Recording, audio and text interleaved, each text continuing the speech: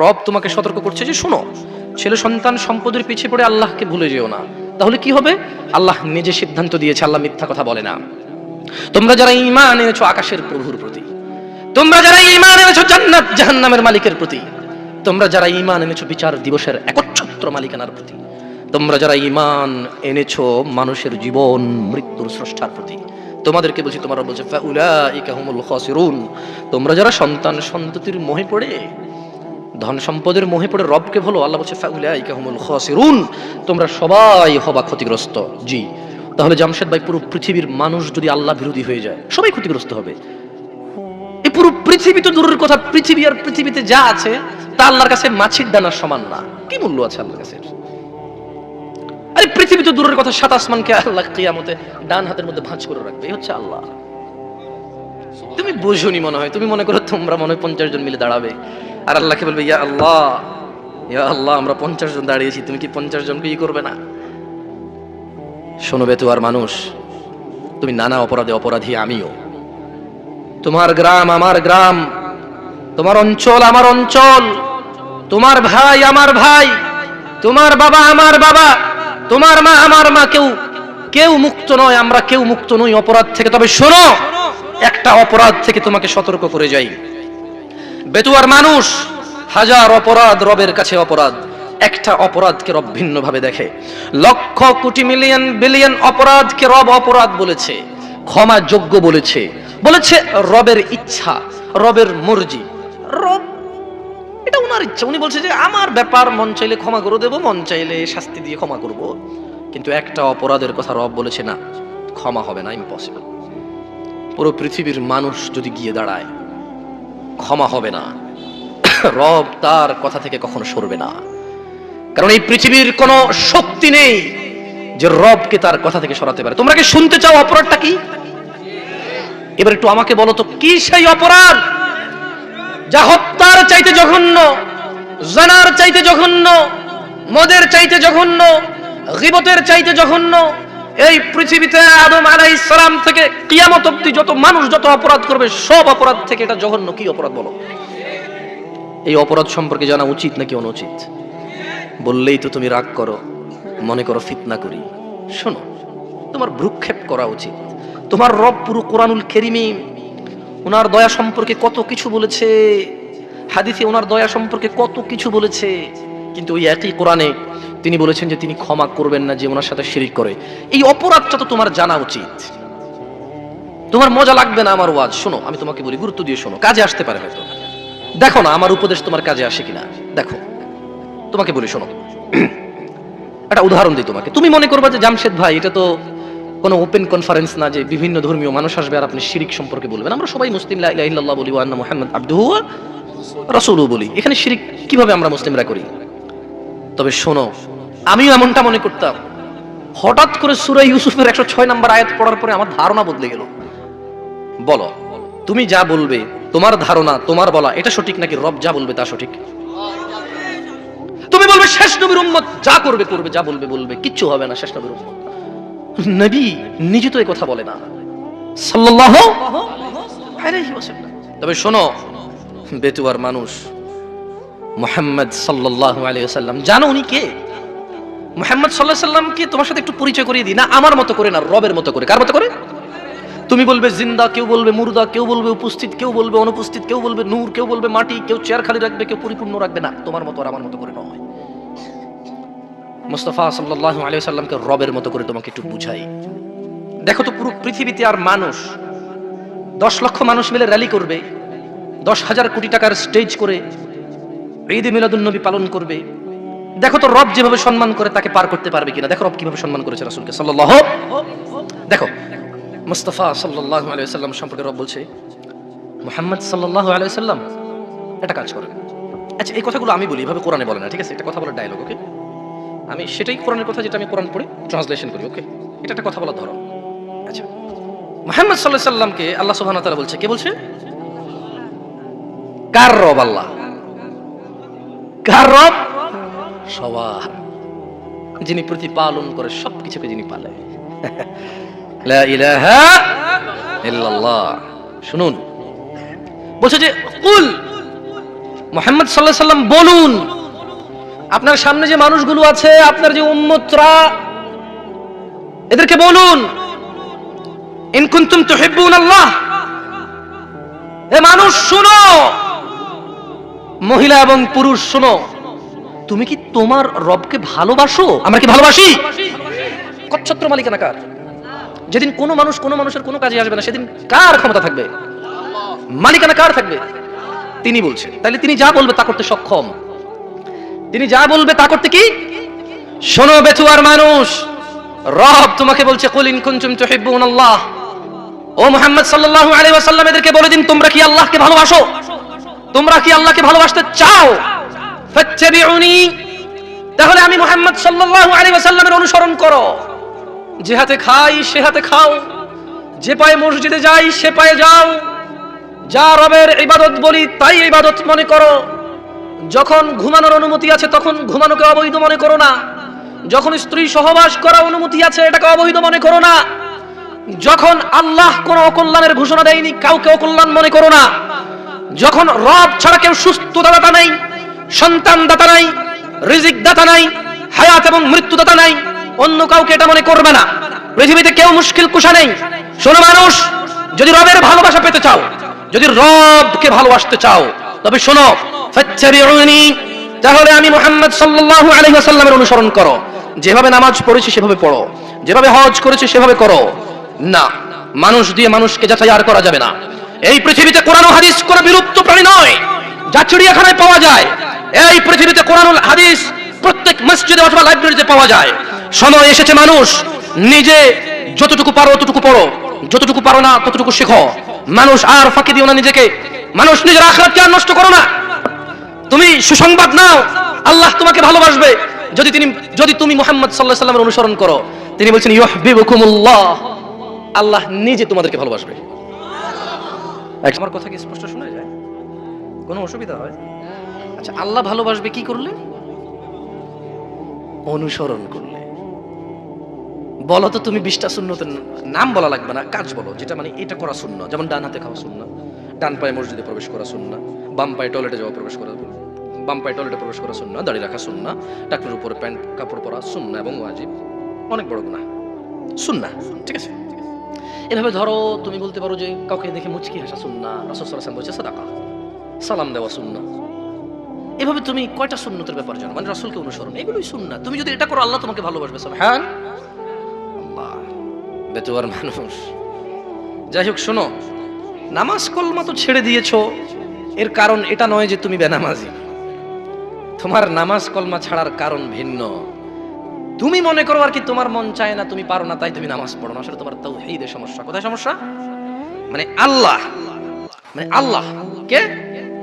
আল্লাহ তিনি যে তোমার হিসাব নিতে সক্ষম এবং তিনি যে তোমার হিসাব নিবে, তুমি এটা পরিপূর্ণভাবে বিশ্বাস করো, তাহলে তো তুমি নামাজ পড়তে। তুমি মনে করো আর কি তুমি নামাজ পড়ছো না, তুমি গাফেল।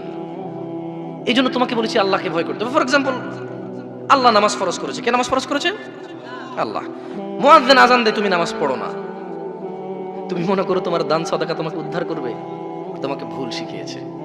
আমি মানুষ, ছোট হতে পারি। শোনো, জোর জবরদস্তি করে কিছু কথা আমাকে শুনিয়েও দিতে পারো, এখান থেকে নামিয়েও দিতে পারো। বলছি না তোমরা নামাবা, বাট এটা পারো। তবে মনে রাখবে, কথা যেটা বলেছিলাম উল্টাতে পারবে না। কেন পারবে না জানো? কারণ এই কথা উল্টানোর জন্য তোমাকে কথা থাকতে হবে। মনে রাখবে, তোমার দান সাদাকা যা আছে এর হিসেবই হবে না। তুমি কি মনে করো হিন্দু লোককে আল্লাহ প্রশ্ন করবে কিয়ামতে, এ হিন্দু, এতগুলা বুতকে পূজা করছিস, ঠিক আছে বল নামাজ কেন পড়িসনি? ও তো মুশরিক। বুঝুনি মনে হয়? আমি অনুবাদক। এখানে যারা বুখারী পড়ায়, মুসলিম পড়ায়, তিরমিজি পড়ায়, হাদিস তারা পেয়েছে না। হানাফি, শাফি, মালিকি, হাম্বলি, তিরমিজি, আবু দাউদ নাম দিয়ে তুমি পরিবর্তন করে গোপন করতে পারো, কিন্তু আছে। ফয়সালা তো আল্লাহ করবে যে এভাবে হয় নাকি সিস্টেম, ইসলামকে বিভক্ত করা এবং কিয়ামত দিবসে রাসূলের অনুসরণের বাইরে কোনো অনুসরণের হিসাব নেওয়া হবে কিনা, সেটা তো আল্লাহ ফয়সালা করবে। আমি তুমি এখন বেশি দরকার নাই। কি নাই?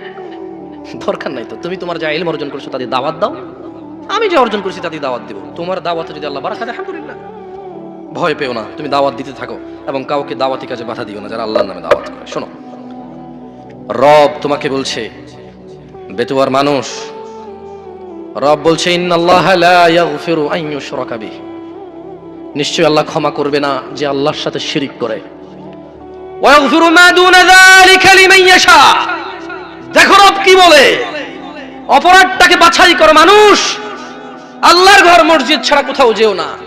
তোমার দান সাদাকা হবে মসজিদ কেন্দ্রিক, ইতিমখানা কেন্দ্রিক, রাস্তাঘাট পুল কালভার্ট কেন্দ্রিক। তোমার দান সাদাকা হবে আত্মীয় স্বজন দরিদ্র পাড়া প্রতিবেশী কেন্দ্রিক। মানুষ তুমি আল্লাহর ঘর ছাড়া অন্য ঘরকে আলোকিত করো না। মানুষ শুনো, ইন্নাল্লাহা লা ইয়াগফির, আল্লাহ ক্ষমা করবে না যে আল্লাহর সাথে শরীক করে। ওয়াগফিরু মা দুনা যালিকা লিমান ইয়াশা। তোমাকে একটা প্রশ্ন করে দেখো তো, বের করো এই কথার মধ্যে কোনো অপরাধকে নিয়ে আসা যায় কিনা। আল্লাহ বলছে যে ওয়াগফির, আর আল্লাহ ক্ষমা করে দেবে, মা দুনা যালিকা লিমান ইয়াশা, যা খুশি আল্লাহ ক্ষমা করে দেবে, যা খুশি। এবার বলো শিরিক ছাড়া আরেকটা অপরাধ বলো যে অপরাধ আল্লাহ বলছে ক্ষমা করবে না আল্লাহ ইচ্ছা করলে, বলো। নাই, কি নাই। আল্লাহ বলছে ওয়াগফিরু মা দুনা যালিকা লিমান ইয়াশা, যা খুশি যাকে খুশি। তবে আল্লাহর ইচ্ছা, আমি আর তুমি তো জানি না যে ক্ষমা করে দেবে। তাই ভয় পেতে হবে কাকে? মানুষ শুনো, সময় থাকতে রবের দিকে ফিরে আসো। ইয়া আইয়ুহাল্লাযীনা আমানু ইত্তাকিল্লাহা হাক্কা তুকাতিহ। হে তোমরা যারা ঈমান এনেছো আল্লাহকে ভয় করো যেভাবে ভয় করা উচিত, যেভাবে ভয় করা উচিত। শোনো, বিশ্বাস করো তোমার সালাত ছাড়া তুমি মুসলমান নও। তুমি মনে করো নতুন শুনেছো, এটা 1450 বছর আগের কথা, তুমি কখনো ভেবেই দেখোনি, খুঁজেই দেখোনি। মুয়াজ্জিন বলে হাইয়া আলাস সালাহ, নামাজের দিকে আসো। মুয়াজ্জিন কেন বলে? কারণ আল্লাহ বলেছে ইয়া আইয়ুহাল্লাযীনা আমানু আকিমিস সালাহ, হে তোমরা যারা ঈমান এনেছো নামাজ প্রতিষ্ঠিত করো। এবার মুয়াজ্জিন বলে হাইয়া আলাস সালাহ, কিভাবে তোমার বুকে এত সাহস হয়? ইত্তাকিল্লাহ ইয়া নাস, ইয়া মুসলিম, ইয়া মুমিন, ইত্তাকিল্লাহা হাক্কা তুকাতিহ, আল্লাহকে ভয় করো যেভাবে ভয় করা উচিত। তোমার হৃদয় কিভাবে এত সাহস পায়? রব তোমাকে সালাতে ডাকে, রব বলে যে সিজদা করো, তুমি এভাবে দাঁড়িয়ে থাকো সিগারেট হাতে নিয়ে, অথবা কোনো ক্যারামের বুটে, অথবা তোমার ড্রাইভিং সিটে, কোনো গেমসে, স্ত্রীর সাথে কথোপকথনে, টেলিভিশনের পর্দায়, অথবা কাজকর্মে, অথবা ড্রাইভিং এ। কিভাবে তুমি রবের সাথে তুমি এই অন্যায় করো? তোমার সাহস কিভাবে হয়?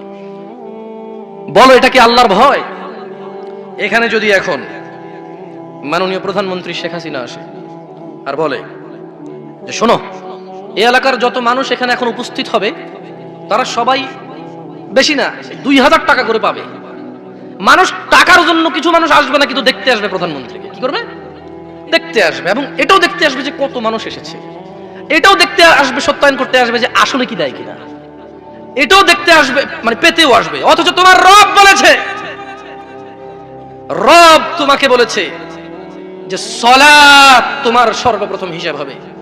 রব বলেছে ওয়াসজুদ ওয়াকতারিব, মানুষ তুমি সিজদায় আসো, আমার নিকটে হয়ে যাও।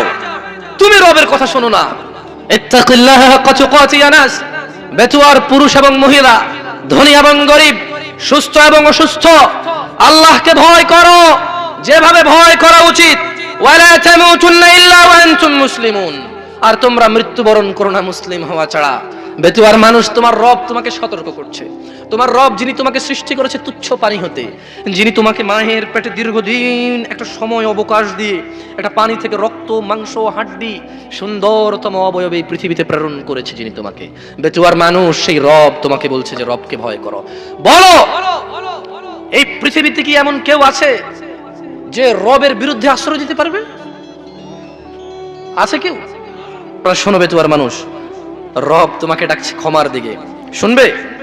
শুনবে? কারা কারা আছো আজকে থেকে আল্লাহর কাছে ক্ষমা চাইবে? বলো, চাইবে তো ক্ষমা? বলো, কেউ আছে রব ছাড়া ক্ষমা করার মতো? কেউ আছে রব ছাড়া ক্ষমা করার মতো? বলো, রবের সাথে কথা বলতে কি কোনো মাধ্যম লাগে? বলো, রাত এবং দিনে কোন সময় যখন রব কথা শুনতে পায় না এমন সময় কি আছে? বলো, তোমার সম্পূর্ণ চাহিদা যদি রব পূরণ করে তাতে রবের কি কিছু কমে যাবে? বলো, তুমি কার কাছে ফিরে যাবে? কে তোমার হিসাব রাখবে? রব যদি চায় তোমাকে ক্ষমা করতে পারে কিনা? কাকে ভালোবাসবে? কার কথা মানবে? ফাত্তাকুল্লাহা মাস্তাতা'তুম ইয়া নাস, মানুষ আল্লাহকে ভয় করো যতটুকু তোমাকে আল্লাহ সাধ্য দিয়েছে, সাধ্যর ভিতরে থেকে। আমি তো এটাই বলি, তোমরা ভুল বুঝো। তোমরা মনে করো আমি সরকারের দালাল, তোমরা এরকম মনে করো যে আমি ওয়াহাবি, কি কি তোমরা বলো। সত্যি বলতে আমি সৌদি আরবে বড় হয়েছি, এদেশে আসার আগে নামও শুনিনি এগুলার। আল্লাহ সাক্ষী, আমি নামও শুনিনি। ও আল্লাহ, আমি নামই শুনি। আমি মুয়াজ্জিন ছিলাম ছোটবেলা থেকে ওই দেশে, কাউকে বলা হয়নি এই কথা আমার। আমি এখানে এসে শুনেছি। তো বলো, আমি যেটা জানি না ওটা করবো কিভাবে বলো? তুমি মনে করতে পারো আমার কথা এমনটা মনে হয় না? আরে এখানে মদ হালাল করে দিয়েছে কেউ, তুমি বলো আমি কি করতে পারি? জায়গায় আমি কি করতে পারি? আমি আল্লাহর কাছে ইস্তেগফার করতে পারি এবং নিজেকে আল্লাহ হারাম করেছে আমি তো যাবো না, আমার ছেলে সন্তান যাবে না, দাওয়াত দেবো। আর আমি আল্লাহর কাছে দোয়া করবো, ইয়া আল্লাহ আমাদের জন্য ভালো কাউকে পাঠান যে আমাদের উপরে, আমাদের জন্য অ্যাটলিস্ট গুনাহটাকে কঠিন করবে। আমি তো পারবো না কিছু করতে। তোমাকে নিয়ে আমি রাস্তায় নামতে পারবো, 10টা গাড়ি ভাঙতে পারবো, কিন্তু গাড়িগুলো কার? ওই গাড়িগুলো কার? ওই গাড়িগুলো তো আমার না, আর যে অপরাধ করেছে তারও না। তোমার এই ভ্রম, তোমার এই ভুলের কারণ তুমি কোরআন পড়ো না। আমি যে খুব বেশি পণ্ডিত হয়ে গেছি তা আমি বলছি না, তবে পড়ে দেখে অবাক লাগে। আল্লাহ বলছে যে লা ইউকাল্লিফুল্লাহু নাফসান ইল্লা উসআহা। আল্লাহ বলছে যে আমি মানুষের সাধ্যের বাইরে ওকে কিছুই চাপাই দিই না। তা আমার দরকার আছে যেটা পারবো না পিছি পিছি ঘোরার। এরপর আল্লাহ বলছে যে তোমার জন্য যদি কঠিন হয় কিছু, ফাত্তাকুল্লাহ, আল্লাহকে ভয় করা জরুরি। আল্লাহকে ভয় করা, কিন্তু কতটুকু? মাস্তাতাতুম, যতটুকু পারো, যতটুকু করলে তোমার ঈমান আমাল, তোমার সুন্দর জীবনের সমস্যা হবে না, তোমার ঈমানের সমস্যা হবে না, আমালের সমস্যা হবে না। বুঝে আসছে না আসেনি? বুঝে আসছে না আসেনি? কাকে ভয় পেতে হবে? বেতুয়ার মানুষ, বেতুয়ার মানুষ। আমি আমার বক্তব্য শেষ করে দেব। এই দেশে হাজার অন্যায়ের নাম আছে, আমি এত অন্যায়ের নামও জানি না। তোমাকে আমি কোন কোন অন্যায় থেকে নিষেধ করবো বলো? এই দেশে শিরকি হয় কয়েক হাজার রকমের। এখন তুমি বলবা ও আপনি একলা মানে মাওয়াহিদ একত্ববাদী এসেছেন, আমরা সবাই মুসলিম। না, আমি বলছি না, তবে আমি দেখেছি মানুষ ডাব নারকেল নিয়ে বিপদ উদ্ধার হতে যেতে। আমি মানুষকে দেখেছি মধ্যম বা গরু ছাগল নিয়ে আলোকিত কোনো স্থান, যা মসজিদ নয়, মন্দিরও নয়, গির্জাও নয়, ওসব জায়গায় যেতে, এই উদ্দেশ্যে যে তার মৃত্যুর পরে এ তাকে হেল্প করবে, সহযোগিতা করতে পারে। তোমাকে কি দিয়ে বুঝাই? দুঃখ ভরা ক্রান্ত হৃদয় নিয়ে তোমাকে বলি, তোমার কোন অপরাধ, আমার কোন অপরাধ আমি মনে রাখবো? কতটুকুই বা আমার জ্ঞান। শোনো বেতুয়ার মানুষ, মহিলা এবং পুরুষ, যা করেছো করেছো। রবের সুসংবাদ লাগবে? তোমরা আমরা কি অনুতপ্ত? আমরা কি আল্লাহর কাছে লজ্জিত? তাহলে খুশি হয়ে যাও বেতুয়ার মানুষ। অপরাধ অপরাধ, কিন্তু তোমার রবের গুসাকে তোমার অপরাধ ছাড়িয়ে যেতে পারবে না। তোমার রবের রহমতকে তোমার অপরাধ ছাড়িয়ে যেতে পারবে না। তোমার রব আরো দয়ালু। তুমি কত অপরাধ করবে, তুমি কত অপরাধ করবে মানুষ, তোমার রবের দয়াকে ছাড়িয়ে যেতে পারবে না তোমার অপরাধ। রব আরো দয়ালু, সুবহান। মনে রাখবে মানুষ, যা করেছো করেছো, অপরাধীকে সহযোগিতা করো না। মানুষ, তুমি আমার কথা ভুলভাবে নিও না, আমি মন থেকে তোমাকে বলছি, তুমি যা করেছো, তুমি আর তোমার রবের মধ্যে এই পুরো পৃথিবীর মানুষ কেউ আসতে পারবে না, তোমার রব আর তুমি। তিনি চাইলে তোমাকে জান্নাতুল ফিরদাউস দিতে পারে, চাইলে তোমাকে জাহান্নামে দিতে পারে, কিন্তু তুমি আর তোমার রবের মধ্যে ওখানে কেউ নেই। বেতুয়ার মানুষ শোনো, রব বলছে তোমরা দ্রুত গতিতে চলে তোমাদের রবের দিকে আসো, তোমাদের রবের ক্ষমার দিকে আসো এবং জান্নাতের দিকে আসো, যার বিস্তৃতি আসমান এবং জমিনের মতো। বেতুয়ার মানুষ, রব তোমাকে ডাকছে, যাবে রবের দিকে যাবে। যেমনটা একজন নবী বলেছিল, ইন্নী যাহিবু ইলা রাব্বি সায়াহদিন, ইন্নী যাহিবু ইলা রাব্বি। একজন নবী বলেছিল, আমি যাচ্ছি আমার রবের দিকে, সায়াহদিন, তিনি আমাকে হিদায়াত দিবে। তুমি কি রবের দিকে যাবে? তাহলে শোনো, রব তোমাকে ডাকছে রবের ক্ষমার জান্নাতের দিকে, যার প্রশস্ততা আসমান ও জমিনের মতো। উইদ্দাত লিল মুত্তাকিন, যা রব আল্লাহ ভীরু, যারা আল্লাহকে ভয় পায় তাদের জন্য রেখেছে। বেতুয়ার মানুষ, ভয় পাওয়ার কিছু নেই, যা হয়েছে হয়েছে। 2022 ফেব্রুয়ারি 19 রাতে 10টার মতো বাজে, এখান থেকে ক্ষমা চাও। তোমার অপরাধ যাই হোক, তোমার রব অক্ষম নন তোমাকে ক্ষমা করতে, তোমার রব কঠোর নয়। তিনি বলছেন, কুল ইয়া ইবাদিয়াল্লাযীনা আসরাফু আলা আনফুসিহিম লা তাকনাতু মির রাহমাতিল্লাহ। মুহাম্মদ সাল্লাল্লাহু আলাইহি ওয়াসাল্লাম বলুন, হে আমার বান্দাগণ, তোমরা যারা নিজেদের উপর জুলুম করেছো, বিদেশে গিয়ে নষ্টামি করেছো, দেশে নষ্টামি করেছো, ক্ষমতা, টাকা পয়সা, আবির্ভাব অথবা নিম্ন শ্রেণীর লুকিয়ে, মানে যার যেভাবে যতটুকু সুযোগ আছে অন্যায় করার করেছো, আল্লাহ আমাদেরকে ক্ষমা করুন। বুঝাতে পারছি না, পারেনি হালকা করে? শোনো বেচুয়ার মানুষ, রব বলছে হে মানুষ, তোমরা যারা নিজেদের উপর জুলুম করেছো তোমরা হতাশ হয়ো না রবের দয়া থেকে।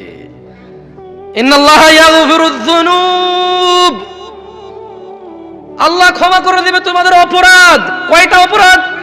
জামিয়া, যত অপরাধ আছে। তবু কি ক্ষমা চাইবে না মানুষ? তবু কি মুয়াজ্জিনের ডাকে সাড়া দিবে না? তবু কি দাড়ি কাটার আগে চিন্তা করবে না? তবু কি তোমার প্যান্ট পাজামা পরার আগে কোথায় পড়ে আছে সেটা দেখবে না? তবু কি মানুষ মানুষের উপর জুলুম অত্যাচার করা থেকে বিরত হবে না? তবু কি পিতামাতার অবাধ্য হওয়া থেকে বিরত হবে না? তবু কি আল্লাহ দ্রোহিতায় মেতে ওঠা থেকে বিরত হবে না? তবু কি ধন সম্পদ এগুলোকেই প্রাধান্য দিয়ে যাবে? তোমার রব বলছে ইন্নাল্লাহা ইয়াগফিরুয যুনুব, ক্ষমা চাও। কারা কারা আগামীকাল পর্যন্ত বাঁচবে? হাত তোলেন তো। আমি বাঁচবো কিনা আমি জানি না, আমি তুললাম না। কারা কারা আগামীকাল পর্যন্ত বাঁচবেন? তারা তারা হাত তোলেন তো। একজনও নাই। কি কয় আল্লাহ, আমি ভাবছি কেউ না কেউ তো থাকবে হয়তো।